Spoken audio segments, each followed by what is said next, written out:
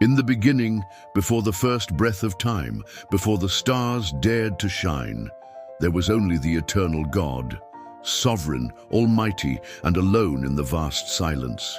Then, with a single commanding word, he shattered the void. Let there be light. In an instant, the cosmos erupted, fiery stars ignited, galaxies spun into majestic dance, and creation roared to life. The earth took form, suspended in the vastness, a masterpiece crafted by divine hands. From the dust of the earth, God shaped man, Adam, carved with divine intention, his very image imprinted on flesh. When Adam's eyes first pierced the dawn, he beheld the Creator himself, the source of life and breath, and the world stood still in that sacred encounter. In the Garden of Eden, paradise wrapped the first man and woman in perfect harmony. Rivers flowed with crystal clarity, trees bore fruits of every kind, and peace reigned beneath a sky untouched by sorrow. God walked among them, a presence tangible and pure. Yet paradise balanced on a fragile thread: obedience. One command held the fate of all: do not taste the tree of knowledge of good and evil. But in the shadows, a whisper rose, a serpent, cunning and deceitful, weaving lies that would fracture innocence and unleash a storm upon the world. Eve reached out, trembling, and took the fruit. Adam followed. In that single bite, innocence shattered, and sin stormed into the world. Their eyes opened not to light, but to shame. They hid, covered in fig leaves and regret. God's voice thundered through Eden, judgment swift and unyielding. The serpent was cursed to crawl upon the earth, the woman condemned to pain in childbirth, and man sentenced to toil beneath a harsh sky. Cast out from paradise, they faced exile, barred by cherubim with flaming swords. Yet even in wrath, a promise was born. The seed of the woman would crush the serpent's head, a flicker of hope amid despair. Generations passed, and the shadow of sin deepened. Cain murdered Abel, blood crying from the ground, signaling the growing corruption of mankind's heart. Wickedness spread like wildfire, consuming the earth. But one man, Noah, found grace. God spoke to Noah, revealing a divine blueprint: build an ark to survive the coming flood of judgment. The rain fell for 40 relentless days. The earth swallowed beneath waves, every breath of life outside the ark perishing in the deluge. Yet Noah and his family were saved, sheltered by obedience and faith. When the waters receded, the ark rested on the silent slopes of Ararat. There, in the hush after the storm, God forged a covenant, a radiant bow of colors stretched across the sky. This rainbow was no mere ark. It was a promise carved in light, a divine oath never to unleash such destruction again, a beacon of mercy for generations to come. From Noah's sons, Shem, Ham, and Japheth, the nations spread across the earth. Pride rose once more, and man sought to build the Tower of Babel, a monument to self-glory and defiance against God. In response, God confused their tongues, scattering them across the earth. Nations were born in chaos, bound by broken languages and divided hearts. From the ancient city of Ur, God called a man named Abram. "Leave your country. I will make you a great nation." Abram obeyed, journeying to Canaan, stepping into the unknown by faith.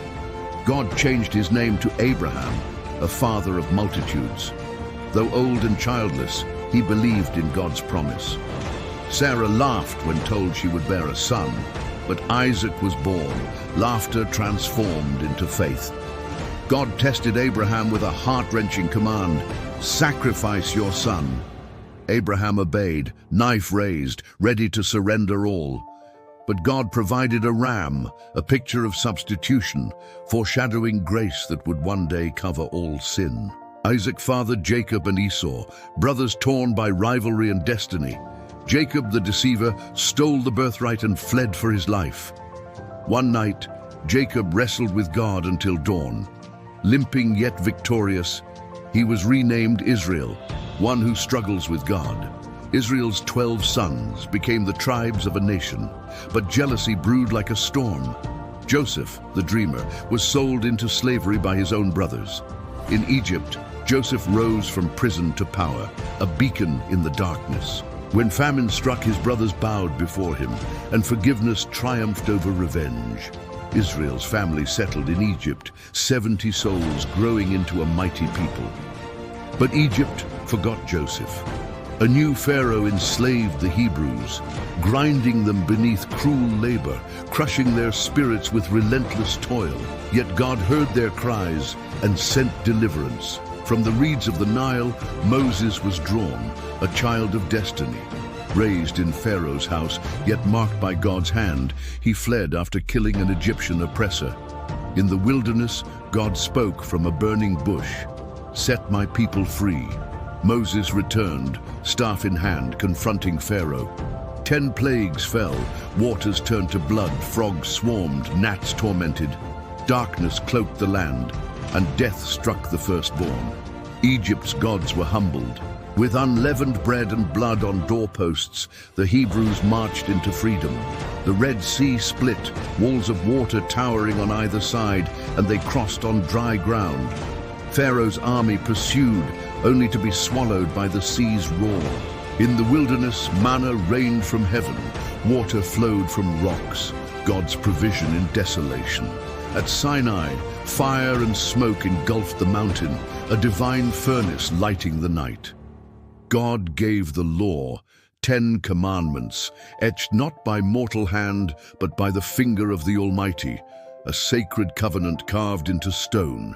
Israel entered a covenant, but their hearts strayed. While Moses received the tablets, the people worshipped a golden calf, betraying the God who freed them. Judgment fell.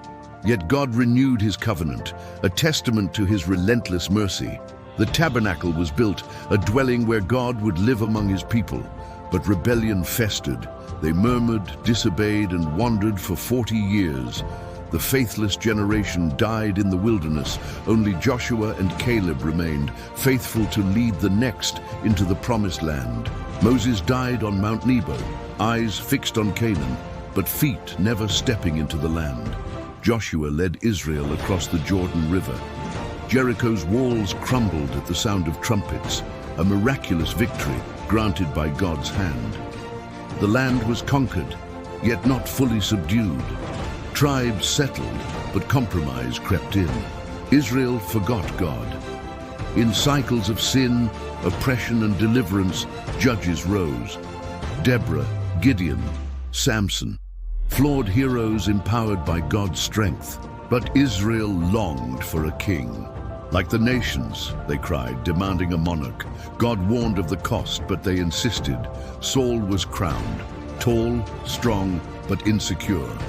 His disobedience tore the kingdom apart.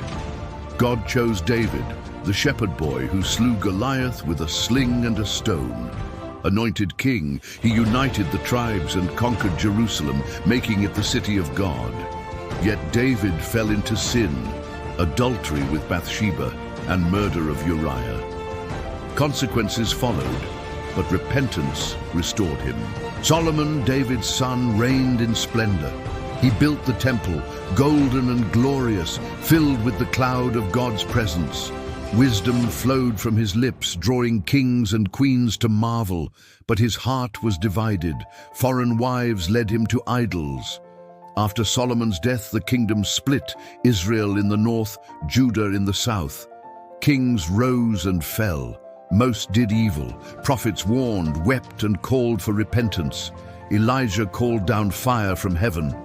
Elisha performed miracles. Isaiah spoke of a suffering servant who would save many. Jeremiah wept over Jerusalem's destruction. Idolatry and injustice prevailed. God's patience grew thin. Assyria conquered Israel, scattering the 10 tribes into oblivion. Judah remained, but Babylon loomed. Nebuchadnezzar besieged Jerusalem, burned the temple, and exiled the people. The prophets cried out, but judgment had come. Yet hope endured. Daniel stood firm in Babylon's courts. Ezekiel saw visions of restoration.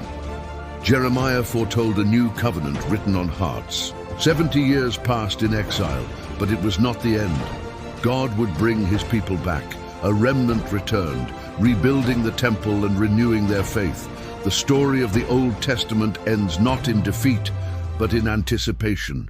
For in the darkness of exile, a promise echoed: a Redeemer would come, one who would fulfill the law, conquer sin, and restore all things. From Eden to exile, the Old Testament weaves a grand tapestry, threads of judgment and mercy, rebellion and grace, all pointing to the Messiah who would come. This is the incredible story of the Old Testament, from the creation of the world to the exile of Israel. A story not just of a nation, but of humanity's journey, God's relentless love, and the hope of redemption that would one day dawn with the cry of a child in Bethlehem.